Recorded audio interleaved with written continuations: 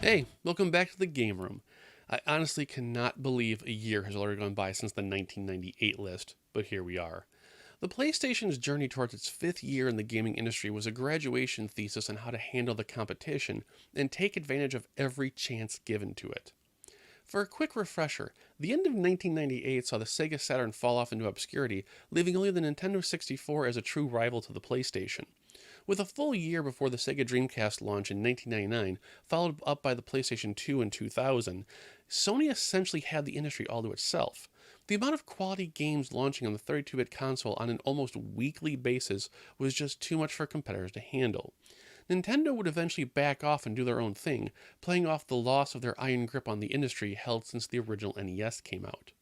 1999 itself was a bittersweet time for the original PlayStation, and going back to the bowling analogy from last year, developers not only had the perfect foundation to work with, but their flagship and legacy defining series would see incredible final releases for the PlayStation. There were so many blockbuster titles, but that success was continuously being overshadowed by the then coming PlayStation 2. There is no argument that the games featured in this list clearly helped shape the industry, but one can only wonder how much further those influences could have gone had the next best thing not been looming around the corner.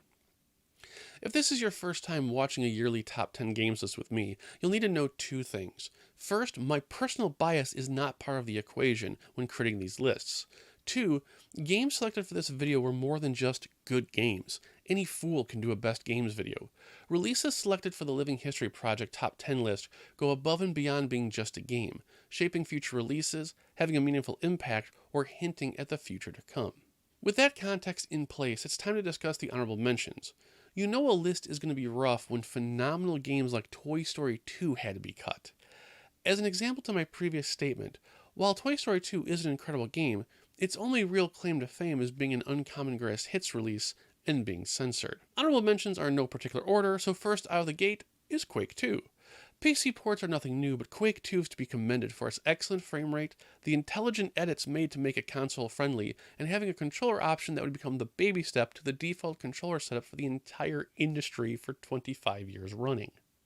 Driver takes the next mention, though not for its brutally hard tutorial. With Grand Theft Auto 2 still stuck in an aerial view of the world, Driver took the first console steps in providing a true, realistic 3D city to race around, if you could ever get out of the garage. Third in line is Jade Cocoon. If nothing else, it gave PlayStation folks a Pokemon-like experience without the need to own a Nintendo device. While it obviously didn't take down Nintendo's behemoth, it was enough proof that Pokemon wasn't unique in its potential, it just had the marketing funds behind it. Fourth are the compilation games, like Final Fantasy Anthology and Konami Arcade Classics. Releases like these would eventually pave the way for remasters, collection releases, a nice middle ground for game players to relive a few memories while waiting for the next big name AAA game. Finally, GTA London and MGS VR missions round out the honorable mentions.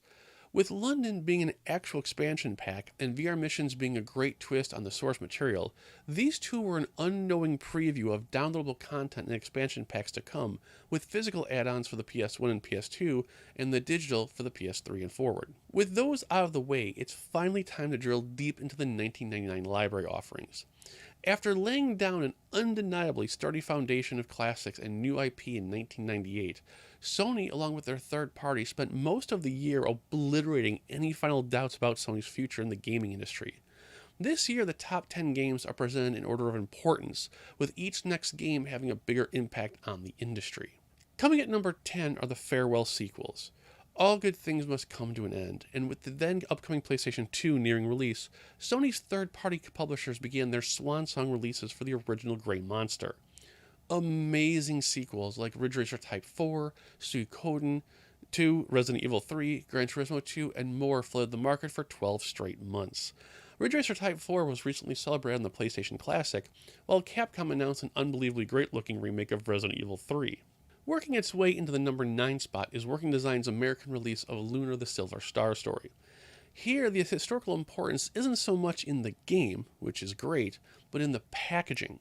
Lunar kicked in the door of special edition releases, not just simply adding a music CD or a beach ball, but actual tangible collector level items like the cloth map and the hardbound instruction booklet. Despite the rest of their big box collector's editions, the fad really didn't take off on PlayStation 1, but it absolutely exploded on the PlayStation 2 and warped into something unholy with the PlayStation 3 and modern day systems. Our first tie comes in at number 8 with MTV Music Generator and Fighter Maker. Music and fighting games were nothing new to the American audience, but creating actual, non-gimmicky music and your own in-game character moveset was. While Fighter Maker would prove a bit too much except for the hardest of the hardcore, MTV Music Generator was a breathtaking new era for creative content. Using a block system with a hell of a lot of samples, gamers both musically inclined and musically declined could construct their own music tracks and save them to a memory card to share with others. The game did well enough to have a sequel for the PlayStation 2 and also offered a sample creation kit for the system. Number 7 is an obvious choice, if only because it forced both players and developers to finally step up their controlling game. Ape Escape. It delivered a fun, mascot-inspired adventure, but locked it behind the then newly released DualShock controller. This single act paved a road that's been stretching for 25 years that few developers have strayed away from. Even with the Wii, with its motion controllers, still had a classic controller with the double stick setup. You can't expect Quake 2 and Ape Escape to make a cameo mention in the top 10 games of 2000, since their development decisions would lead to Alien Resurrection, the first game to officially offer the now standard dual-stick control scheme. Somewhere Rob Pearson's ears just rang as Crash Team Racing races into the number 6 spot. Just like platforming games, Crash Bandicoot's kart racing game proved that no genre was safe for Nintendo's Mario. A challenging, rewarding, and oftentimes addicting experience released alongside the Zelda-like Alundra and the already mentioned Jade Cocoon's Pokemon angle proved Sony and their third-party developers were more than willing to take on the big end's most cherished properties, and sometimes actually fully win. With the recent remaster of the game, its legacy is firmly planted in the PlayStation's lore. Number 5 is no stranger to controversy, especially in the divisiveness it caused from its original release. Final Fantasy VIII was a turning point for then Squaresoft and the Japanese RPG genre as a whole. Using the runaway success of Final Fantasy VII, Square realized they would need to bring in more players if they were to keep the profits rolling in. They would attempt to expand said audience by changing up their beloved series. Starting with giving the lead characters normal human proportions rather than the beloved chibi styles, Final Fantasy VIII also replaced the tried-true and tired cliches of knights and princesses with students and teachers. Drab dungeon grays gave way to lush hues and richly saturated colors. Entire combat systems were reworked like stealing magic and call spells, among other series-bending changes. These changes separated fans into various camps, both for and against the reimagining. While the merits of both arguments can be discussed at a later time, there are two facts that cannot be argued about Final Fantasy VIII's legacy. First, its creation was the result of Final Fantasy VII's success, and releasing it alongside the launch of the Dreamcast proved Square believed themselves untouchable even against an entire console launch. Second, it began the long descent and fall of Square, if not all of Japan's JRPG creativity. With Square, character models were now simply recycled to the point of absurdity, and with other developers there was only the desire to be the next Final Fantasy VII. Japanese role-playing games were once the absolute royalty in the American gaming hierarchy, but now in the modern day continue to be left behind by Western developers in the modern era. Games like Mass Effect, Fallout 3 and 4, Skyrim, the newly released Outer Worlds, and more all continue to prosper and overtake their Eastern counterparts. Ironically, it looks like Final Fantasy VII Remake will help determine the future of the American JRPG. Taking an even darker turn into the unknown is the other two-way tie, Legacy of Kain Soul Reaver and Dino Crisis at number 4. While Metal Gear Solid opened the doors for actual mature-rated games, Soul Reaver raised the bar by removing Metal Gear's heavy-handed morality speeches for outstanding voice acting and, if you'll pardon the pun, soul-searching exploration. Using a nifty programming trick to help hide the PlayStation's loading screens, Soul Reaver blew open the doors to the anti-hero genre that the original Blood Omen only cracked open. Its success can be tied to Crystal Dynamics' choice to swap genres. Blood Omen's top-down classic gameplay engine was replaced with an adventurous 3D world. Though this series has been regretfully dormant since the PlayStation 3 and Xbox 360, there is no denying Soul Reaver's outstanding delivery of gameplay, cinemas, and graphic quality. Dino Crisis, on the other hand, illustrated quite perfectly that the right coat of fresh paint on an already existing engine could produce just as incredible results. Regina and crew suffer similar trials and tribulations against the dinosaurs that Chris, Jill, and Leon all face in the Resident Evil series. The literal huge difference being that instead of zombies, it was now towering T-Rexes and insanely fast velociraptors. Within the release window of this video, rumors of Capcom developing a Dino Crisis remake are also becoming more credible, and I can't wait to see if it's true. Number 3 on the top 10 games of 1999 has previously won another accolade from Game-Rave TV, Best PlayStation Arcade Translation, which is none other than Street Fighter Alpha 3. Released in a time frame where 2D arcade ports felt broken or unreleased in America, Capcom used every programming trick and then some to unleash one of the most incredible home versions of an arcade game ever. Tons of extra characters, all new modes, visual gimmicks to up the frame rate counts, and the ability to develop your choice of Street Fighter proved you can teach an old console new tricks with outstanding results. The art of pushing hardware limitations has faded a bit in the modern world, but 20 years later, Street Fighter Alpha 3 is still not only a phenomenal game, but a historical benchmark in just how much elbow grease can make a game that much better. PlayStation's final 2 games at 1999 are both absolute giants in their respective genres, but despite their intense environments, white-knuckle moments, and jaw-dropping gameplay mechanics, the most important feature they share in common is sound. And I'm willing to bet if you lived in that era, you already know what 2 games I'm talking about. Don't believe me? Close your eyes and I'll introduce the number 2 game with its most terrifying sound clip. Ready?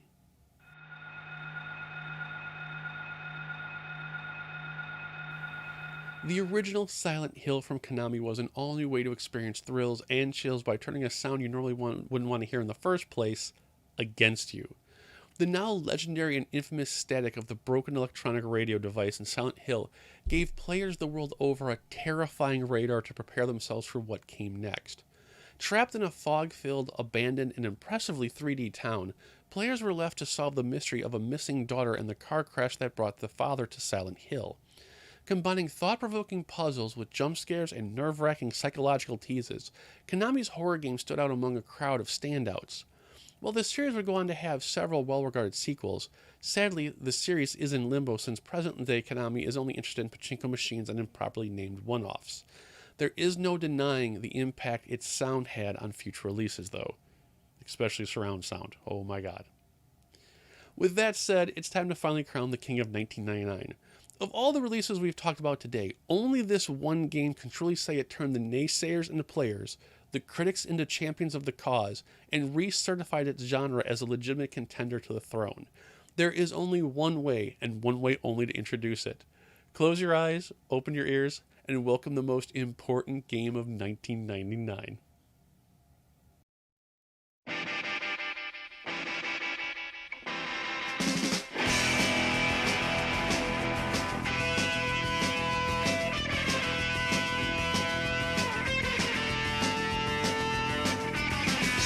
Tony Hawk's Pro Skater reintroduced the universe to the world of skateboarding with the perfect blend of respect, humor, and most of all, personality. Supported by a fantastic licensed soundtrack, a team of real professional skaters, including the man himself, an excellent user-intuitive control scheme, and some of the most creative challenges for the subject matter, Tony Hawk's Pro Skater knew no bounds, and if there was one, you skated over it. When the game originally released, I was working at Interact Accessories, and everyone, including myself, was playing it.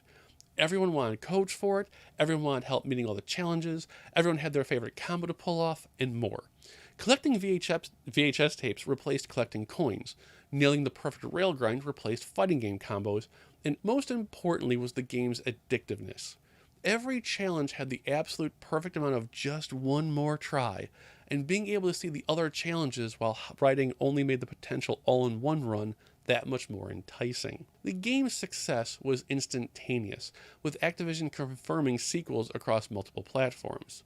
The PlayStation would see 4 of the games, while the PlayStation 2 and friends would see the game's core elements expanded into various directions. Skateboarding in video games became so popular that everyone wanted on the cash flow. Even Konami joined the bandwagon with their own game, and using it as a hilarious in-joke with Solid Snake from Metal Gear Solid 2. Sadly, the reign of the Bird King, and I don't mean that one, would come to an end in the PlayStation 3 era, with Activision and their developers running out of ideas for this series. Stacks of unsold skateboards with Tony Hawk Shred and disappointed gamers with the broken Tony Hawk 5 tarnish an otherwise incredible decade-spanning run. Alright guys, that does it for this episode of Game-Rave TV and for the year. I'll be spending the next few days getting more games on site for the Living History Project and hopefully getting some of the game room organized because you can't see it, but it's a disaster in here. So what was your favorite game of 1999? Did it make the list? Share your picks in the comments section below and let's get the discussion going. Have a fantastic and safe new year, play games, and I will see you in 2020. Take care.